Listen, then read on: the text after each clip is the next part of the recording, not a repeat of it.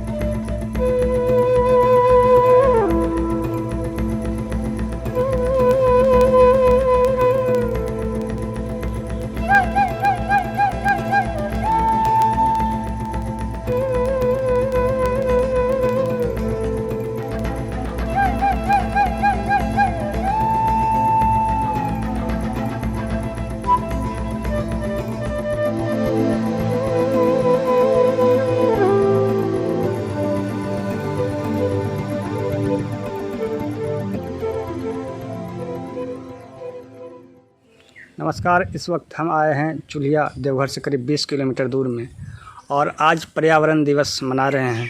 काफ़ी लोग, वो सरकारी पदाधिकारी हो या आम लोग हो, वो मना रहे हैं। पर्यावरण है क्या, आज हम जानेंगे। और ये पर्यावरण किस तरह लोग मनावें, किस तरह बरकरार रहे लोग को। आज के डेट में पेड़ पौधे लोग नहीं लगा रहे हैं, या पोखरा तालाब लोग भर रहे हैं, प्रकृति से खिलवाड़ कर रहे हैं। आज के दिन हम आए हैं आचार्य विष्णु जी के पास, जो कि चुलिया में निवास करते हैं। और यहाँ पे करीब इन्होंने 22 तरह का फल का यहाँ पर वृक्षारोपण किए हैं, और ये काफ़ी शुद्ध वातावरण यहाँ इनको मिलता है। क्या आज कहना चाहेंगे आज के दिन लोगों को? पर्यावरण, नमस्कार सभी दर्शकों को मेरा, और आपका खास करके कि आप पर्यावरण के खोज में चुलिया गांव पहुंच गए। गांव में ही पर्यावरण का सही दर्शन है। शहर में तो कुछ पर्यावरण संबंधित पाउडर मिल सकता है सफाई के लिए, लेकिन पर्यावरण का शुद्ध वातावरण देहात में ही है। पर्यावरण जल, वायु और थल यानी भूमि, धरती, धरा, तीनों का सामंजस्य से पृथ्वी का संतुलन बना हुआ है। और अगर इस पर आवरण हो जाता है यानी दूषित हो जाता है, तो कौवा भी आपके यहाँ खाने नहीं पहुँचेगा। मेरे यहाँ आए तो कोयल की कूकू आवाज़ सुन रहे हैं, जो शुद्ध पौष्टिक फल को खाता है। और आपके शहर में कौवा भी आपका जूठन खाने के लिए नहीं जाता है, क्योंकि वो भी दूषित हो गया है। इसी को कहते हैं दूषित हो जाना। सब कुछ दिया है कि किसी वातावरण के खिलाफ अगर आपका शरीर सामंजस्य नहीं बना पाता है इन पंच तत्वों से, तो मेरे पास औषधि है, इसको आप सेवन कीजिए, ये ठीक हो जाएगा। लेकिन आपको श्रद्धा और भरोसा होनी चाहिए, अन्यथा आपके पास बहुत साधन है। और विज्ञान के भरोसे आप हॉस्पिटल में जाइए, ऑक्सीजन लगवाइए। हम तो दिन रात ऑक्सीजन लेते रहते हैं पेड़ पौधों से, क्योंकि मैं इनके बीच रहता हूँ। विभाग में कई फंड आते हैं, वृक्षारोपण होती है, लेकिन सही मायने में होती नहीं, वो खाना पूर्ति होती है। और भी सरकार कई योजनाओं को लॉन्च करती है, लेकिन वो कुछ होता नहीं है।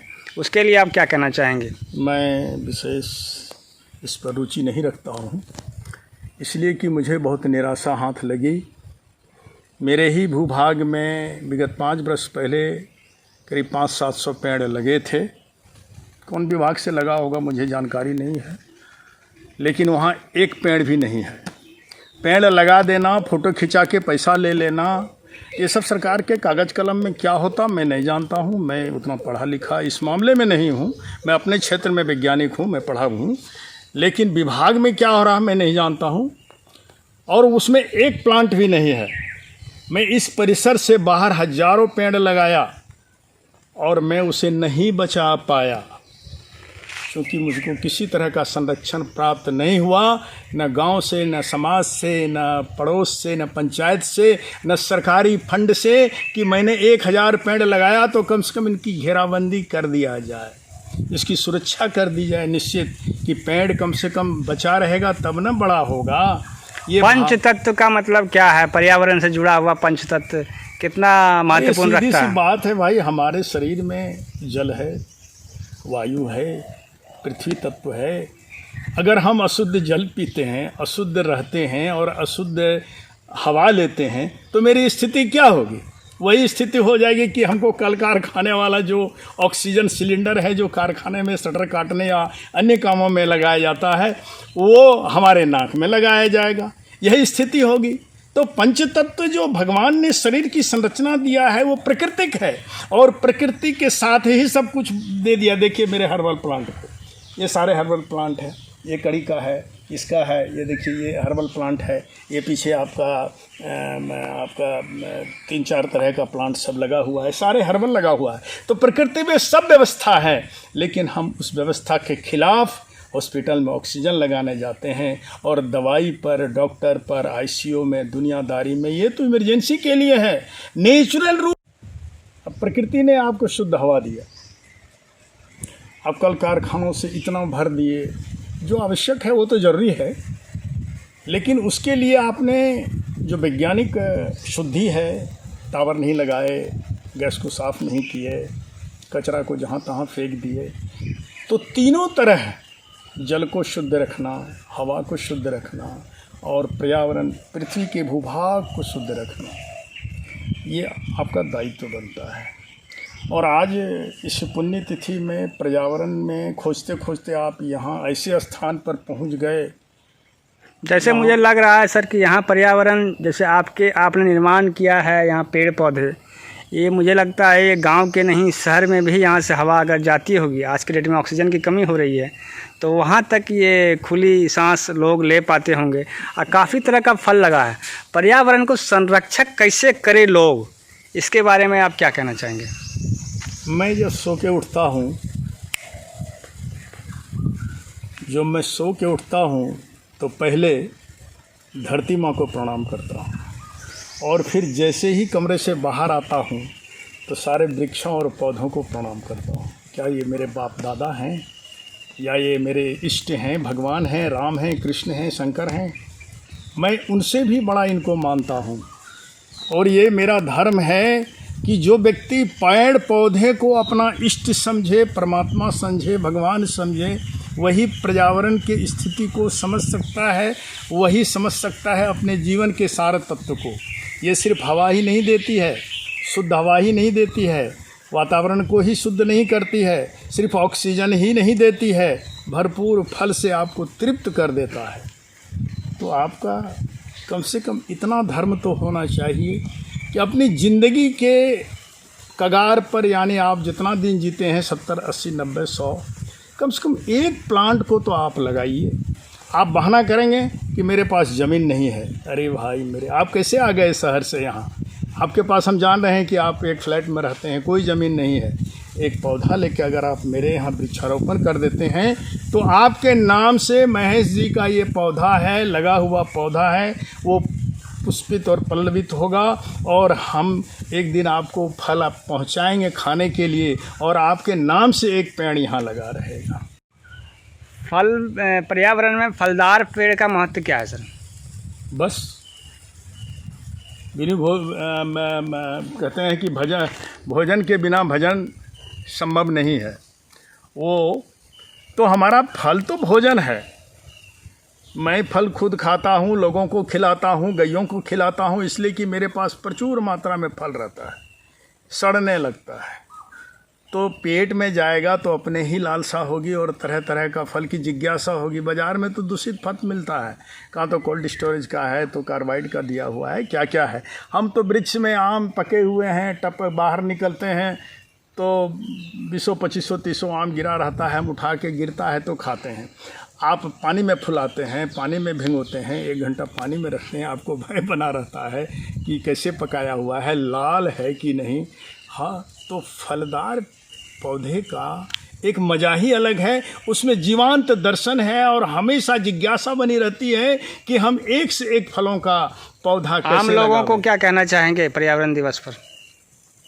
पर्यावरण दिवस पर मैं यही कहना चाहूँगा कि प्रकृति के स्वरूप को बनाए रखिए, बिगाड़िए नहीं, और उनका सहयोग कीजिए। खरपतवार से जो उनका दुश्मन है उनसे आप विरोध कीजिए, लेकिन जो उनका नीतिगत, जो उनका प्राकृतिक रूप से पौधे हैं, चाहे वो फल रहे या लकड़ी का रहे या अन्यान का रहे, उनकी रक्षा कीजिए। अगर आप नहीं बना पाते हैं, नहीं लगा पाते हैं, तो कम से कम उसकी रक्षा कीजिए और कसम खाइए कि पूरे जीवन भर में कम से कम 1 पेड़ तो हम अवश्य लगाएंगे, तो अरबों पेड़ लग जाएंगे संसार में और आपके नाम का लगेगा।